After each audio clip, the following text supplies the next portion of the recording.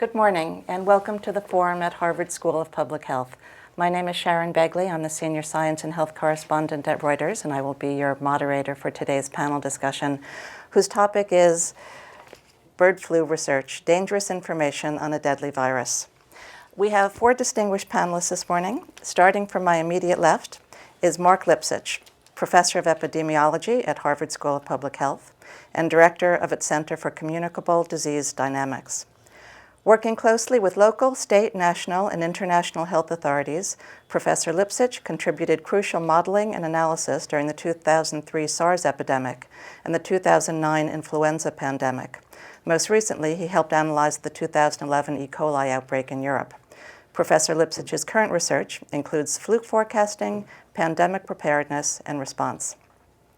Sitting next to him is Professor Barry Bloom, an immunologist and former dean of Harvard School of Public Health. Following the 9/11 and anthrax attacks, Professor Bloom co-chaired the bioterrorism panel for the National Academy of Sciences report on terrorism. He served on the National Advisory Councils of the National Institute of Allergy and Infectious Diseases, the Center for Infectious Diseases at CDC, and on the U.S. National Vaccine Advisory Committee. He is a recipient of the Robert Koch Gold Medal for lifetime research in infectious diseases. Jean Gilman is a senior advisor at the MIT Security Studies program and author of a number of books examining the history of biological weapons and on contemporary bioterrorism. She is a member of the World Economic Forum Global Agenda Council on Weapons of Mass Destruction. Her latest book is American Anthrax: Fear, Crime, and the Investigation of the Nation's Deadliest Bioterrorist Attack.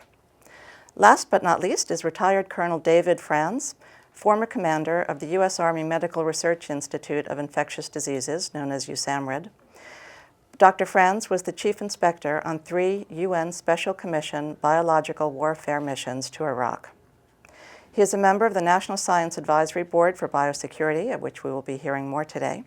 This is the federal board whose recent report recommended that the journals Science and Nature not publish details on recent experiments to make the deadly H5N1 bird flu virus more transmissible among mammals. Before we hear from our distinguished panelists, let me briefly lay out the background of today's topic. On November 30th, a representative from the National Science Advisory Board for Biosecurity phoned an editor at the journal Science, asking that key details of the methods and materials section in a paper be stricken before publication. The next day, December 1st, letters making the same request arrived at Nature as well as Science. The 2 journals agreed to withhold publication of these crucial details if the government devised a system to allow responsible scientists to read the uncensored versions. Fast forward to January 19th, when 39 influential immunologists and virologists called for a 60-day moratorium on research on H5N1 mutant varieties. Tomorrow and Friday, February 15th and 16th, at the World Health Organization headquarters in Geneva, there will be a closed invitation-only meeting on this topic. To start us off, we've asked Dr. Lipsitch to give us a little précis of the science underlying the controversial experiments. Take it away. Thank you. Since the late 1990s, there has been a highly pathogenic strain of influenza H5N1 circulating in birds, first in Asia and then in other parts of the world. That strain to date has been very hard to transmit to human beings, although it has been transmitted to a number, and very even harder for human beings to transmit from one to another. So to date, there have been almost 600 reported cases of this in humans, and the very frightening part of that is that 60% or so of those 600 cases have been fatal. For that reason, there has been a lot of effort, a large effort worldwide and in this country to prepare for the possibility of a pandemic from this strain or from a similar strain. And the distinction is that a pandemic would involve efficient human-to-human transmission of a strain like this, as we saw from the much milder H1N1 strain that happened in 2009. because we so far don't understand the major determinants of transmission of a strain from human to human, scientists have been interested in the question of what viral mutations are necessary, or what viral features in the viral proteins are necessary to confer that kind of transmissibility. Two teams, one in the Netherlands and one in Wisconsin, set out to try to understand that in the context of this H5N1 virus. And the two papers, one being undergoing or scheduled for publication in Nature and one in Science, these two papers try to address that question through a set of experiments in which the scientists took strains of H5N1 that had been in birds, and through a combination of genetic manipulation and passage through the noses of ferrets, were able to obtain strains that were then readily transmissible by the airborne route from one ferret to another. Ferrets are one of the animal models that are used to try to study flu pathogenesis and also to some extent transmission. They're not a perfect reflection at all of how flu viruses work in humans, but they're probably the best animal model we have, and of course this experiment couldn't have been done in humans ethically. So the fact that the strain is transmissible in ferrets by an airborne route fairly readily suggests that it may be also, this mutant strain may also be transmissible from person to person. The reason for doing this was to study flu evolution and flu transmissibility, two topics on which we have a lot of data, but even more open questions. So that's the purpose of it, and the obvious concern is that a strain like this is one that does combine in ferrets very high severity with high transmissibility. And if that were true in humans, it would be obviously an extremely dangerous strain in humans. Thank you. Professor Bloom. This question has been faced on a number of previous occasions that we will perhaps hear about later, dividing the scientific community between what is appropriate for protecting the safety of the global public, if you will, and to what extent freedom, academic freedom and freedom of scientific inquiry should be or can be protected, and the challenge of a balance. There are basically, starting with the extreme views of some scientists, there's the view that this is so potentially dangerous that nothing of this work should be allowed to be published. It should be censored and closed, and that all further work on H5N1 genetic manipulation should be stopped. That's an extreme position. And I would say, while it sounds a bit extreme, in the context of a comment in a recent article by Laurie Garrett at the Council for Foreign Relations, she quotes the Al-Qaeda in the Arabian Peninsula making a call to arms and, in quotes, brothers with degrees in microbiology and chemistry to develop a weapon of mass destruction. And the potential of a transmissible, highly virulent influenza is the kind of threat that the people who would like to stop all of this are concerned about, and it's undoubtedly a real concern. On the other extreme are the people who believe that it is absolutely essential to the scientific process that everything be open and free, that nothing be redacted, that in essence we don't know that the ferret transmission in ferrets would be true for humans.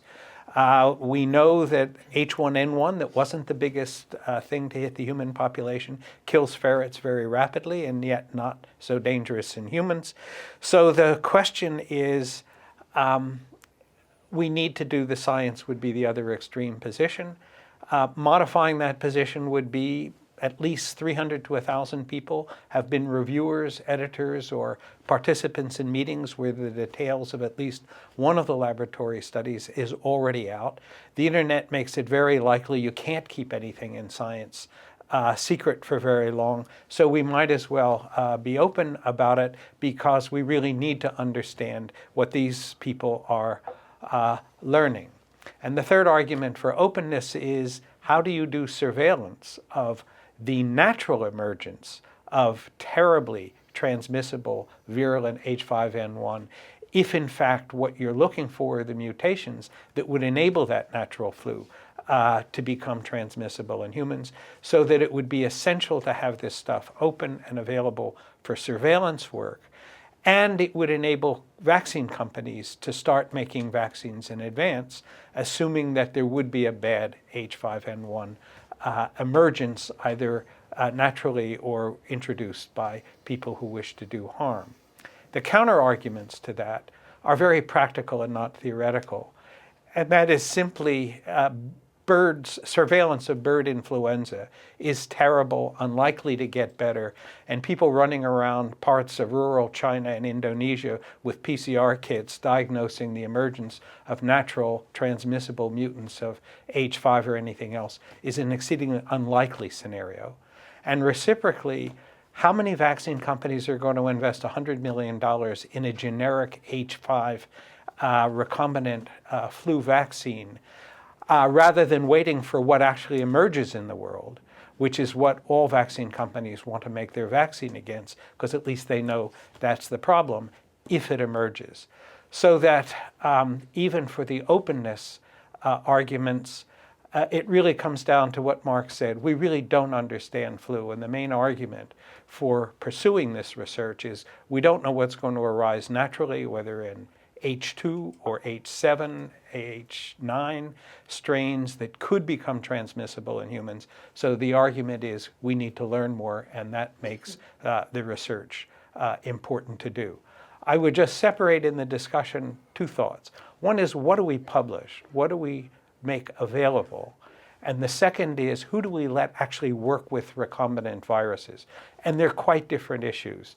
And the scientific community is somewhat divided on both. I'll stop there. Thank you. Professor Gilman. Thank you. I want to address the question of how we got to this controversy from a historical perspective.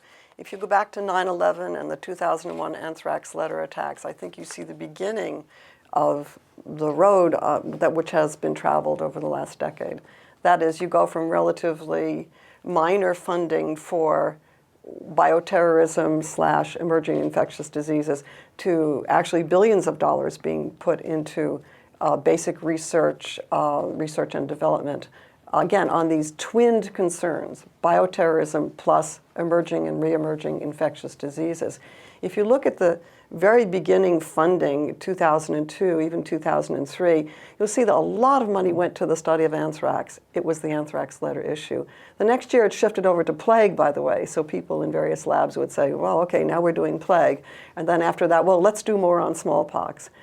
Then, over the years, and this is a very interesting transformation, and I think it's where we are now, the funding emphasis, for example, at NIAID, at the Institute of Allergy and Infectious Diseases, shifted almost to half, and then over half, and then now to nearly 60% for global infectious diseases, with only about 28% going to the Class A select agents, which are anthrax, plague, et cetera. So that's a very interesting change, but one of the problems is that the twinning of the bioterrorism threat with the emerging infectious disease threat also meant that you were uniting two very different communities or even camps.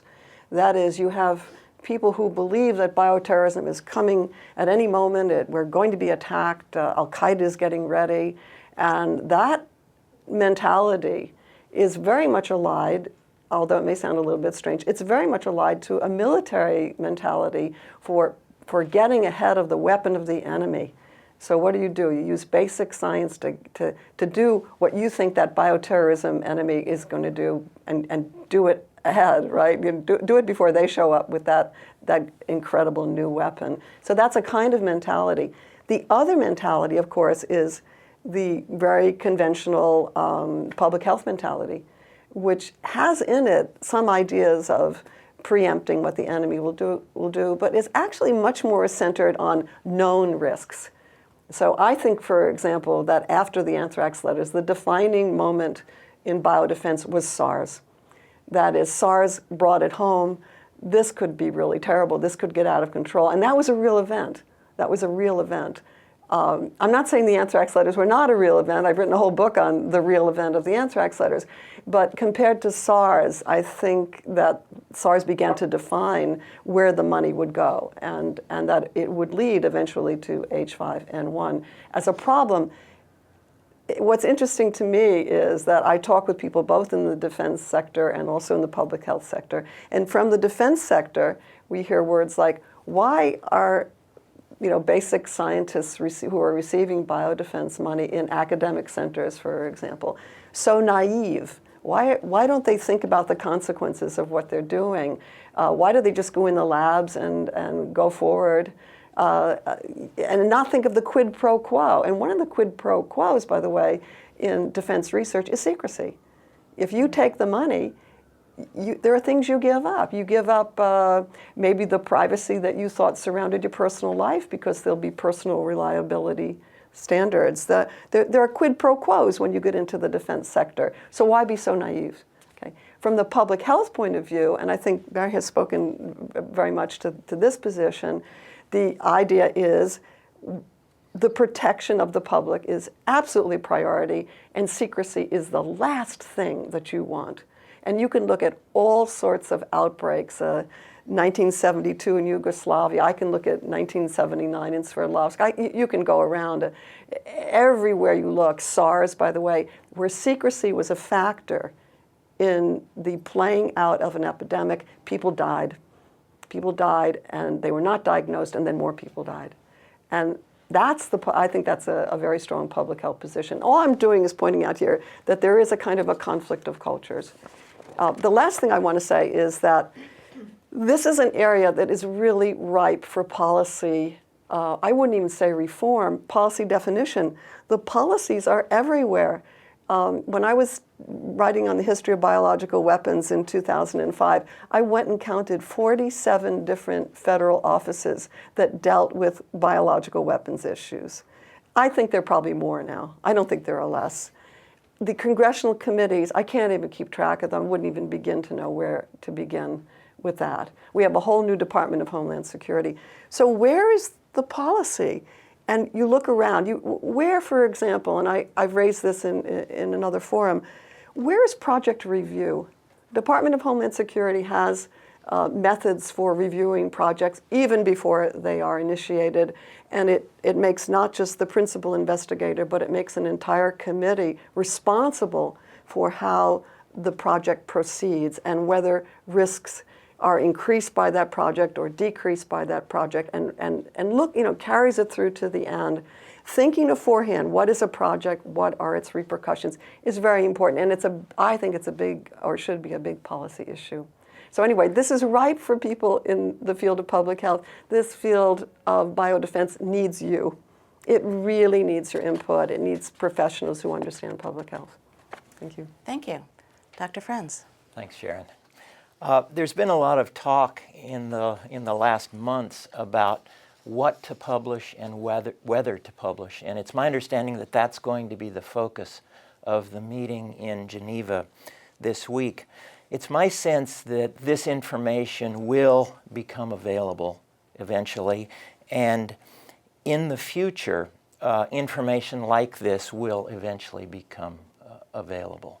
I think, as Jeannie has said, this H5N1 experience gives us an opportunity to sort of reset the way we think about infectious disease research, the tools and the knowledge of biotechnology that have become so powerful, and responsibility in life sciences research.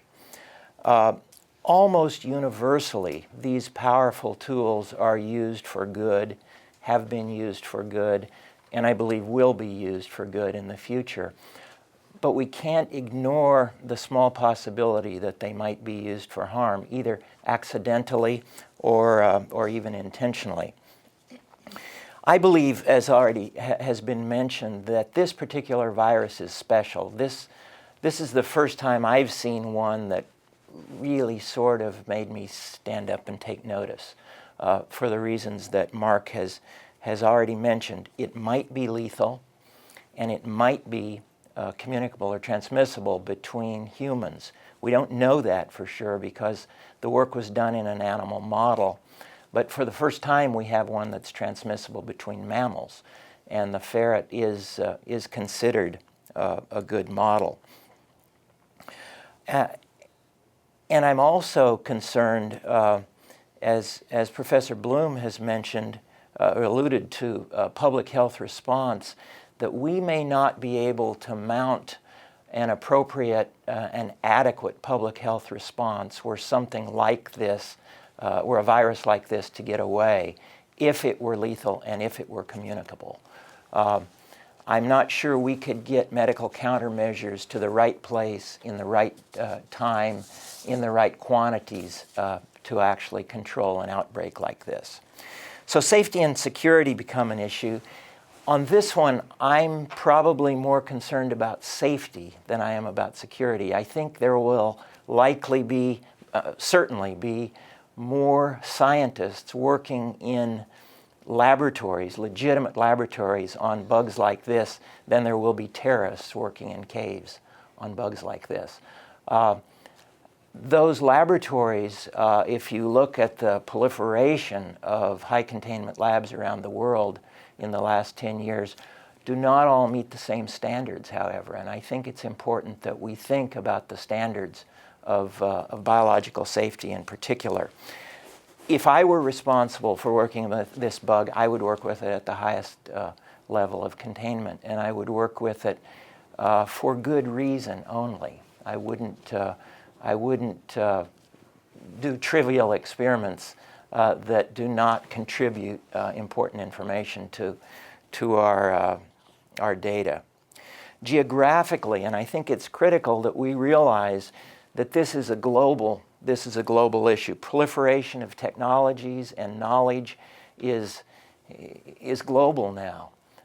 This is not just a U.S. problem. In this case, maybe the tacit knowledge, the soft knowledge, and even some of the particular data are not available globally, but this is going to happen.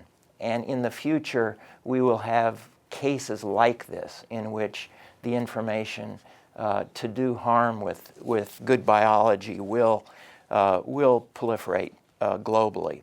So it's an international challenge, and I think we must have an international solution to this challenge. So what's the way ahead? My sense is that education, consensus, norms, sort of behavioral responses will be more useful to deal with this kind of a problem in the future than will be regulatory schemes. Regulatory schemes are really hard to assure compliance with in biology. It's much different than the nuclear model. And so often we go back because we're comfortable in a nuclear model, sequestering scientists, locking up isotopes, and so on. You just can't do that in biology.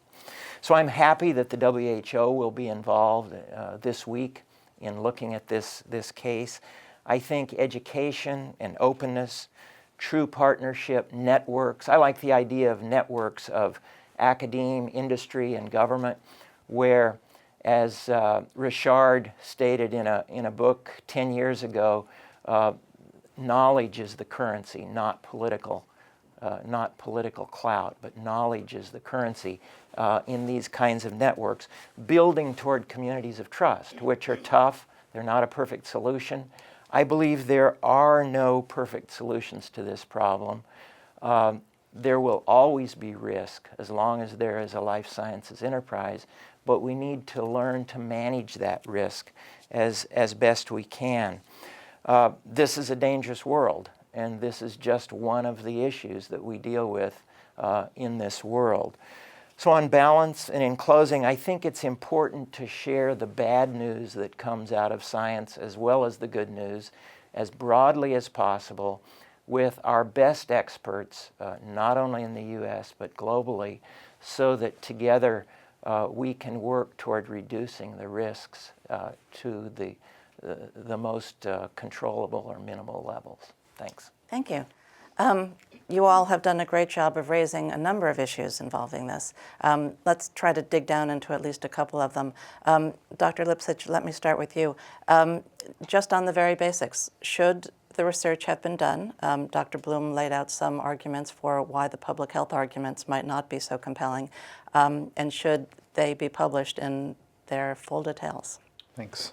I think the research, it's good that the research was done because I think it, among other reasons, I think it helps us to remember that the H5N1 pandemic threat is a real one. We sort of, every year that a pandemic didn't occur, people began to think, were we crying wolf, and was there some reason to think this threat was diminished? And I think psychologically with the 2009 pandemic, which was not H5 and was not as bad as H5, a lot of people found it hard to maintain the same level of preparedness. But the threat continues, and I think this is a scientific piece of evidence that it continues. So in that regard, I think it's important, and I think we need to know how flu evolves and how flu becomes transmissible. I feel strongly, as David Franz said, that this kind of work should be done under very high containment. It was done under enhanced biosafety level 3, which is one level below the highest containment level of biosafety level 4. I think there are a lot of pathogens that are considered bio-level 4, like Ebola, which are unlikely to cause major outbreaks in an industrialized setting, but which are given high containment, while, in my view, more dangerous pathogens like this one are used under lesser containment. So my view is that it should have been done, if at all, under the highest containment. And that really, even more than the publication, is the issue going forward. I would probably, on balance, favor redacting the technical details of how it was done. I don't feel as strongly about that, though, as I feel about the importance of containing the virus itself, as Barry Bloom mentioned. It's a different issue, but I think it's a much more important issue that's getting less attention. It should not be in hundreds of labs around the world. The history is that we've had accidental releases of flu in 1977 that has been with us until 2009. That strain spread globally. We had 2 accidental releases that didn't spread of SARS. We've had accidental releases of foot and mouth disease. We've had accidental infections of smallpox. Most of those have not caused major epidemics, but this strain is not something we want to mess with. And the more labs have it, the greater that risk. As you've just laid out, it feels a little bit like we're talking about closing the barn door after the horse has escaped. The research has been done. It exists in papers that are sitting on at least a few computer servers. Should this research not have been funded in the first place? I wonder if Dr. Franz can take a crack at that. Where does the NSABB currently step in, and is there an argument for reviewing dual-use research at a level other than NIH, which is the agency that funded both studies? Currently, the way it normally happens is a journal will approach the NSABB and say, as it did in these 2 cases, I have this manuscript, we have this manuscript, do you think it ought to be published? There are a number of other places along the way. For example, reviewers are asked to check a box, is this dual-use research? Now, in some instances and in some institutions, protocols are looked at for the potential of dual-use research of concern. But we don't have really a system throughout academe, industry, and government to look at this formally in advance. But in our life sciences enterprise, and actually the global enterprise, I think once the research is done, it's just too late to be thinking about this. On the other hand, I would be very concerned if we tried to put in place a very rigid means of looking at every bit of life sciences research that is going to be done. It's interesting that if you think about the pharmaceutical industry, I think security there is probably better than it is any place in government. and their research may actually be born classified. It's not truly government classified, but born confidential, business confidential. And I think it works pretty well. But those are pretty rigid guidelines and rules within which they live. So the short answer is, to date, the NSABB has looked at these things at the manuscript level, but has talked about, with leaders in these communities, talked about the possibility of considering research before it begins, and it's happening in some places, but not universally, certainly. Professor Bloom, you mentioned that it's estimated that 300 to 1,000 people know in at least some detail what the research has found and how it was conducted. It was discussed at least one open meeting last year in Malta. Colleagues, others around the university have heard of it. What do we know about the cybersecurity, and this can be for yourself or anyone who wants to take a crack at it. BSL 3 and 4 labs are required to have certain physical containment steps. What do we know about cybersecurity at any of these labs? I'm not sure we know very much about cybersecurity. Between everything that goes on the internet, Twitter and Facebook, it's almost an oxymoron to talk about cybersecurity. My personal view is it's very hard to squelch information in a highly connected world. So I agree with David Franz that the most important thing the scientific community can do is to be as open and transparent as possible. And I'll try to define that in a couple words. So I have no problem with redaction of technical details. I don't think one necessarily wants to write a cookbook of how to make a transmissible virus, even with the reservations that what works in ferrets may or may not work in humans. I think one has also to recognize this is not trivial work. This virus doesn't just go in and sit on a ribosome and make its proteins. It's a negative virus. It has to make a positive strand. It's a complicated business. It is not trivial to go recreate this virus in a cave. Not impossible. I think Mark's point is right. We're really worried about what's happening in the natural world as chickens and pigs and people live together, of what happens and how do we prepare for this. And there's no preemption of the evolution of a virus in the real world with all the national advisory boards. And the third point is we don't control what happens internationally. We can have all the scrutiny of NIAID grants. Who knows what's being done in India and China and other places. So I think openness and transparency is important. I work on TB. I've actually worked in BL3, which is a very unpleasant place to work. And that's BL3, not BL4. And I would disagree a bit with Mark in the necessity of extreme containment. The idea of working in a spacesuit with a plastic hood and a respirator and thick rubber gloves seems to me one of the better ways to predispose to accidents and spills. David may disagree, but my sense is all the physical stuff in the BSL whatevers is almost irrelevant unless you take a bottle and drop it on the floor. Containment is in your fingers and in the concentration and in the training that people have.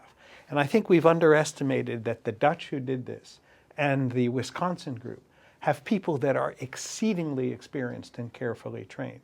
So I agree with Mark very much that the number of labs that should play with really dangerous agents should, number one, be limited and restricted. It should have good biological containment, BSL-3 or better. But most important, we should know who they are and where they are, and they should be monitored in some manner, shape, or form. I don't think, as David said, 1,000 labs, anybody who wants to write to CDC should get a sample to play with. But by knowing who has them and that there is some government monitoring, you are on the way to some sort of an international agreement where we could standardize that and protect the global public. Let's open it up to questions from the audience. We also have an online audience, but if there's anyone in the room who has a question, the microphone will come to you, and if you would be so kind as to tell us who you are. My name is Eva Schönhammer. I'm an associate professor in the Department of Epidemiology. And there are lots of questions that come up listening to your discussion about the process of publication such work. And I'm sure people in the audience will ask about this, but my question is much more perhaps of interest to the public, which is might this perhaps be an opportunity for either the scientists, as they're convening in Geneva now, to form a network that might be better prepared for such instances, and also for the public and for us public health experts to prepare the public better and give recommendations aside from the movie Contagion, which I think at the moment is the best recommendation. Anyone want to take a I would crack? love to answer Professor that. I think that it's a perfect time, and I think that this controversy should just be looked at as an opportunity where where people do get together, where they do make the suggestions, get good people around the table, get the A teams around tables, and come forth with comprehensible international and national approaches, because this should be a learning experience. This should not happen again, by the way. There should be ways where some agreement can be reached about danger, and that's the theme that we're addressing here today. So what is the danger? And are we going to take that national security model and impose it on public health, or are we going to get public health people to actually teach the national security community about more openness, and also about what it means to work, as you were saying, what does it mean to work in one of these labs? And my impression, by the way, of microbiology labs is they all look like messy kitchens, and things happen. And so why don't we address that? Why don't people who are experienced in this area address that, and then try to get to standards that are actually protective of the public? It's a wonderful question. Hi, my name is Dr. Helen Stagg. I'm visiting Harvard School of Public Health from the Health Protection Agency in the UK. You mentioned earlier about the ability to use this research as the basis for developing vaccines in the future, but that no drug company will want to invest in those vaccines unless they know the virus is going to drift and shift in the correct direction. But my question is, do you think it's worthwhile governments investing in that research in the future for a sufficiently generic H5 vaccine just to give it to people prophylactically, just in case? I would just say one of the interesting comments about the laboratories who made these transmissible viruses in ferrets is they tested them against a standard H5 antibody, and they were both neutralized. So that there is some reassurance that whatever the mutations are that enabled them to transmit didn't change their antigenicity such that they were completely no longer neutralizable. I don't see the federal government of the United States in the vaccine production business. Walter Reed has a small facility. David would know better than I. But vaccines are a commercial enterprise, and then we don't have a lot of say as to what they choose to work on, where returns to stockholders are a major consideration rather than public service and public good. add to that? Yeah, I think I would just add, any decision by a government to invest is a risk and benefit calculation, and I think you can't insure yourself by large investments against every possible risk because the government would go bankrupt. I do think that these findings suggest that the estimate of risk should go up from what it was before this was done. I think we now know that with relatively modest changes in the virus, it is possible for this virus to become transmissible among mammals and possibly among humans. That means that our investment level should go up because the benefit of doing so is potentially larger. What exactly that means, I don't know, but at the moment, as was said before, we do not have a capacity if any H5 virus starts to transmit from human to human. We do not have a capacity to make a proper global response. We don't have vaccine supplies on a relevant scale. And I think it's time for another discussion about whether larger purchases of H5 generic vaccine or other approaches are appropriate. Let me just follow up on that, because another argument made by most publicly Ron Fouchier who led the studies at Erasmus, was that by identifying the mutations and the particular genes that allowed for airborne transmissibility, global surveillance efforts could keep an eye out for those particular mutations, and that would be a red flag that a pandemic is even more likely than had been previously understood. You made the point, Professor Bloom, in your opening remarks that our global surveillance effort is perhaps not what that phrase would indicate. Could you just expand a little bit about on that and whether that public health argument is reasonable? The surveillance of emergent strains from chickens and pigs for influenza is a fond aspiration. There are very few places in the world that even think about doing it, let alone have the technical capacity to use molecular tools to do that. In the best of worlds, we would have a CDC for animal diseases in the United States. We do not. That's not the Department of Agriculture? That is Department of Agriculture, but there is nothing like our CDC. So that for zoonoses, we're really not technically prepared to do, in a practical sense, the kind of surveillance that the molecular insights here would enable us to do. I just don't think it's going to really happen. And I wish it were. And maybe, as Jean said, this is an opportunity to rethink on a global basis how to do that. But it isn't there now. Okay. David? I would just add that we had West Nile, of course, that was a zoonotic agent that came into this country. This would be a much different situation. That's an arbovirus. And this one would move quickly from person to person. And I believe I heard that for H1N1, swine flu, it was in 17 or 18 countries before we knew it was here. So surveillance with this particular virus is different than surveillance with malaria or dengue or West Nile, for example, as well. Sir. Hello, I'm Dr. Furkan Burak from Harvard School of Public Health, Department of Genetic and Complex Disease, and thank you very much for this very useful discussion. My first question was about what's the exact role of vaccine companies in this process? Are they contributing or just watch now? And maybe you mentioned a little bit. Another one is, it could be another threatening factor that to make the researcher's name available to public, even if you decide not to publish the material and methods, but you're going to be make available the researcher's name who can produce these very dangerous viruses. So should we publish all or not to publish all? Or publish a little part of these scientific projects or not? Thank you. Who would like to take a crack at that?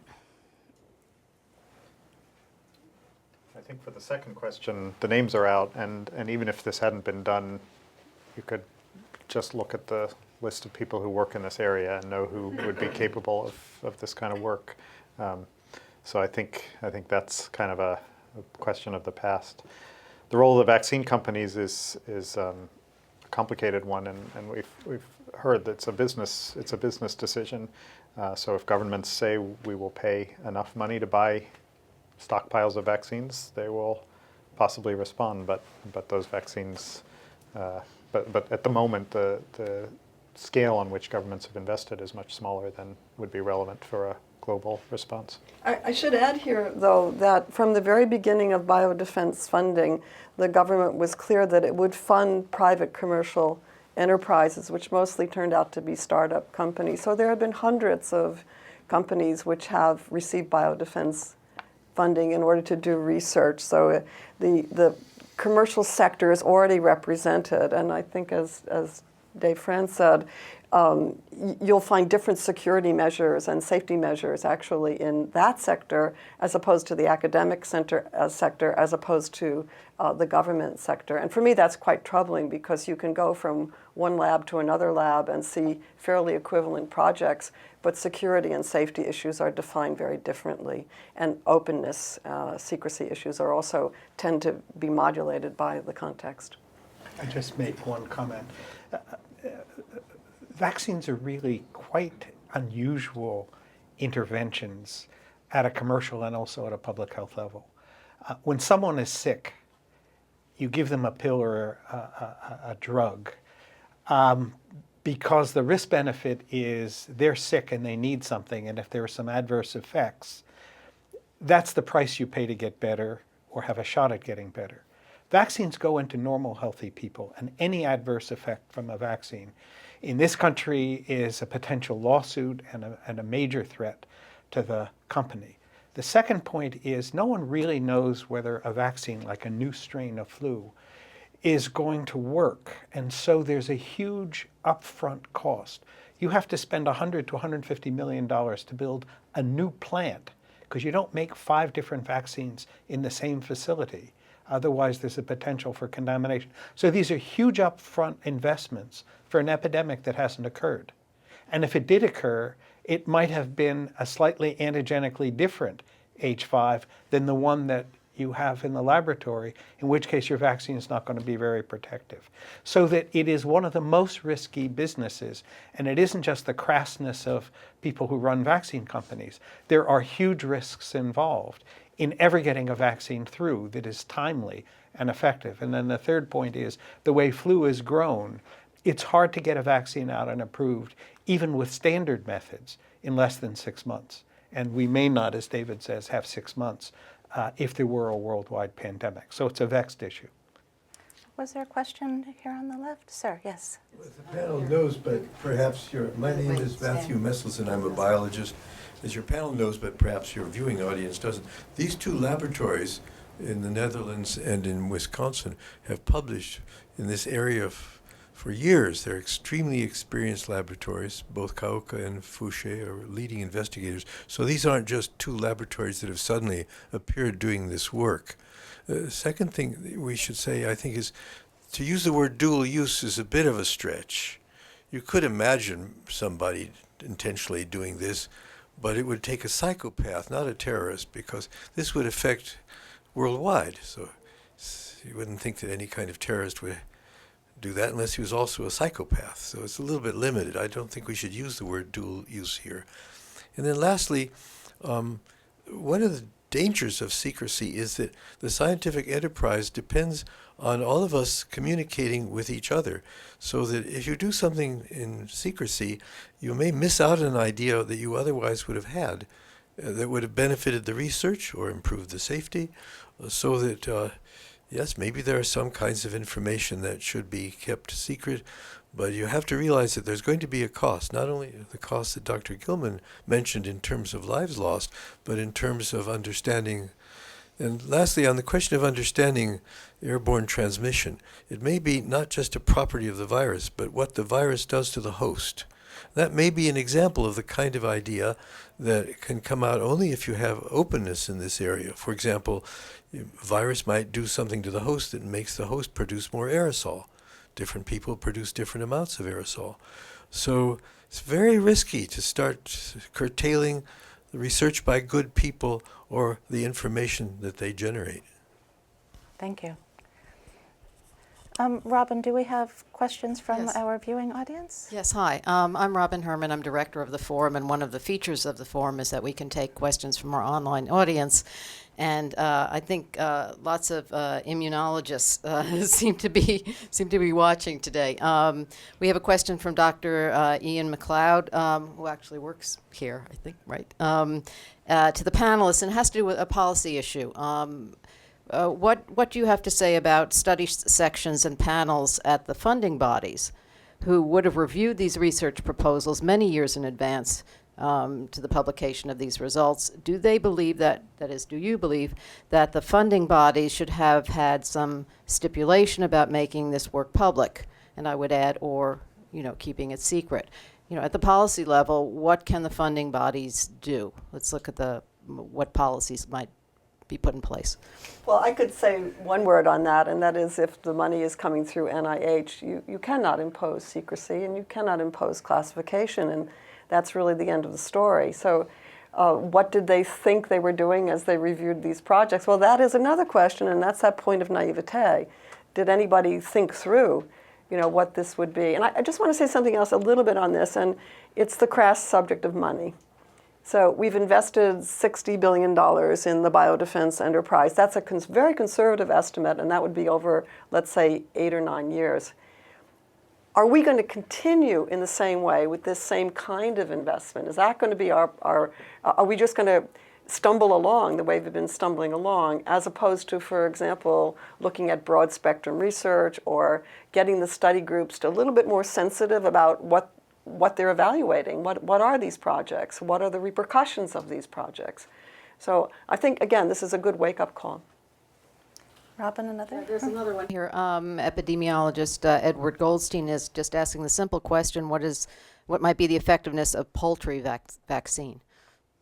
I think some of the concern about poultry vaccination is that flu vaccines are never 100% effective. And one of the good things about poultry is that they are sentinels. If they start dying in large numbers, there's a chance that we pick up the presence of this H5N1 virus. A vaccinated poultry flock is, first of all, it's hard to accomplish when there are many, many little backyard flocks, as there are in Egypt and many parts of Asia. But even if you could accomplish it, there's the risk that you immunize the poultry well enough to keep them from getting very sick, but they continue to get infected and shed virus. And so I think there's some concern on both sides, although it's worthy of examination. I know epidemiologically the issue is typically those backyard flocks. The flocks that are housed in commercial settings are much less problem, but you can't eliminate the backyard flocks in most countries. That's very good biosecurity, is large hen houses and Right. industrial production. Right. Can we come back to a question in the room? Was there one here on the left? Yes. Great, thank you.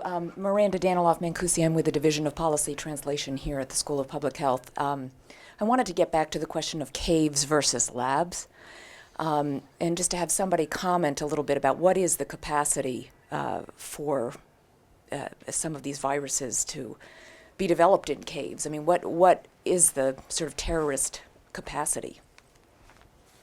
If we could answer that question, that would be amazing. Every time I go to Washington, I ask everyone I know in the intelligence community, what have you got? What have you got? And the best of it was what you quoted from Laurie Garrett, which was quoted by Hillary Clinton when she was at the 7th Review Conference for the Biological Weapons Convention in December in Geneva, which is, there is this bioterrorism threat, and we know it because Al-Qaeda wants to recruit biochemists and biology. Well, the truth of the matter is that terrorists have been doing very well, unfortunately, with conventional explosives, and we really haven't had bioterrorism. And the one example of bioterrorism that we have had, if the FBI case is accurate, came from an insider at a military laboratory. So what do we know about what's going on in caves? About as much as we know what's going on in the family chicken coop.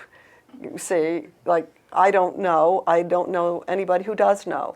But it's threat construction. It's always threat construction. What threat do you choose to believe? And that will be the way the money gets channeled. How about what's going on in garages? Yeah, there we are.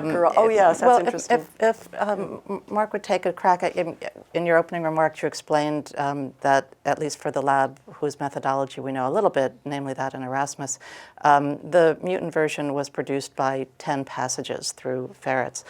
Could you just comment on whether, some smart person with a BS and access to mail order, whatever, could... How difficult is that? I mean, it doesn't sound like we're talking about something of the highest technology. So as I understand it, both of the papers that are coming through combine genetic engineering with passage. So it wasn't just passaging through ferrets, as I understand it. I haven't seen the details, but that's what's been reported. And I think garage and cave is a little bit deceiving. I mean, there are countries that have aspirations to cause destruction in other countries. So it's not, and some of those countries have a certain amount of technological sophistication. So it's not caves, it's laboratories. I think passaging in ferrets is one thing, but putting the mutations together in a biotechnological way is a harder thing. I don't think a smart person with a BA and mail order could easily do it. But I'm not sure that'll be true in 5 years or 10 years. I mean, all of these things are getting easier, and we have to see. I don't know, others. I'm not a virologist. Well, so. the national, in concert with the National Institutes of Health, but the Department of Health and Human Services has now a very aggressive program of bringing in the do-it-yourself people who are online, and they have a whole little staff now that goes out and talks to them and tries to calm them down or integrate them into a more legitimate framework. So I find that an interesting effort. I just wanted to make a note of it. Robin, any? Yes. Hello again. I'm Robin Herman, director of the forum, and we have questions from our online audience. This is a question from Carmel Wallace in Melbourne. And this person is asking, again, it's a policy question. If research were to be continued, what regulations would need to be established or altered for the future potentially lethal research? Where do we go from here? And I suppose what organizations or departments need to establish regulations around this research? I would start, and this is a personal view, that transparency and openness is the best constraint we have on illegitimate or people intending to do harm. And if it is clear who is able to do the work, who has BSL-3 facilities, and they're not in everybody's garage, I think that would set a standard by which an international convention or agreement, we have something called the Pandemic Influenza Preparedness Convention, really, or agreement that was made at WHO, where there are serious issues. What happens if a country gives the scientists the strain that is going to be the next pandemic, and they give it to a company? What does the country get out of that? That turned out to be a very challenging issue. For influenza, one of the strains here came from Indonesia. So one of the things that I think is absolutely essential, we haven't mentioned, is we're not talking just about scientists who are experts in influenza. If we're going to do this kind of work in an open way, the general public, the political public of all countries of the world that are going to be affected by a pandemic should know what we're up to and know that there are people actually concerned about their safety. And they, to my knowledge, have not been brought in. There'll be 2 countries represented at WHO, Indonesia and Vietnam, which was the source of the 2 viruses. That's hardly the 193 countries that make up the World Health Organization's assembly. Another, Robin? If I may ask a question, Dr. Franz, you've said that with this particular bug, we don't have a lot of time. Can you expand on that? What kind of time do we have, and why is it so urgent right now with this bug? Well, I'm not an influenza epidemiologist, but based on what I know about flu and what I know about and what I mentioned about H1N1, the swine flu, which was out of the box before we knew it was here, and what I know and what Professor Bloom has mentioned about the production of vaccines. We can't prepare vaccines in time. We have antiviral drugs. They work for a while, and Mark may have much better insight into the use of antiviral drugs than I do. But even distribution, assuming we have them and assuming they work, distribution could be a real issue in a virus that could potentially be transmitted this quickly. Let me just ask, we're nearing the end of our time. Let me ask each of you, if I may, what would you like to see come out of the WHO meeting? And related to that, the moratorium on this research was stated to be 60 days. The clock is running. What would you like to see happen on January, February, March 20th, whatever it turns out to be? They will go around in the order we started. Professor Lipsitch. Yeah, I think the 2 aspects that are most compelling to me are, first, the need to regroup about the pandemic threat of H5N1 and to think seriously about issues that just sort of fell off the table. What are we going to do for not just Indonesia, which supplied the virus, but other large countries that maybe didn't supply the virus but also will have people at risk? How would we deal with the pandemic given what we learned from H1, that we don't make vaccines quickly. And the second is to really be very cautious in allowing the dissemination of these viruses or other viruses like them to more than a limited number of labs. The publication is less of an issue to me. Professor Bloom. I would support Mark's suggestions. My sense is we should know what labs have and are using potentially pandemic major threats that could transmit. I think openness and circulation of knowledge in the scientific community is the best way to find outliers or newly emergent threats. But most important, I think we have to engage in a global discussion of the role of these threats and the scientific enterprise, which is designed to protect the public. Because if the public doesn't understand what we're doing, we're not going to be able to continue to do what we do if more of these cases occur. Professor Gilman. I think the United States leads the way in defining the kinds of norms and values and policies that do influence the rest of the world, even though it's not a perfect world.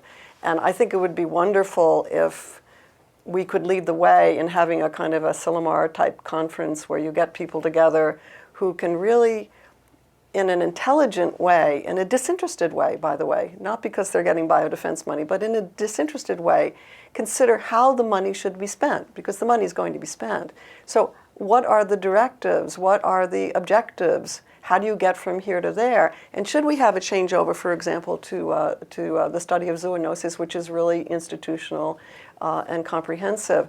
There are a lot of decisions, I think, that could be made, that should be made, and I hope will be made to give us a much more efficient and effective biodefense initiative that really sets a standard for the rest of the world. Dr. Franz. I would hope that out of this WHO meeting comes some guidance and a clear statement about the way we might work with agents like this and the way we might think about planning our research in the future. But more importantly, I hope that in the future they might bring together the other 190 states that are in their of the world that have a vote and that are involved, so that we might think about this as a truly global problem, and focus on the health sector rather than the political sector, although we're making policy. But I think we need to bring the best and brightest of our flu virologists, but more broadly of our life scientists into this discussion. Well, we've reached the end of our allotted hour. Let me thank the audience for your attention and questions, our online audience as well, and to our distinguished panelists for an enlightening discussion. Thank you very much.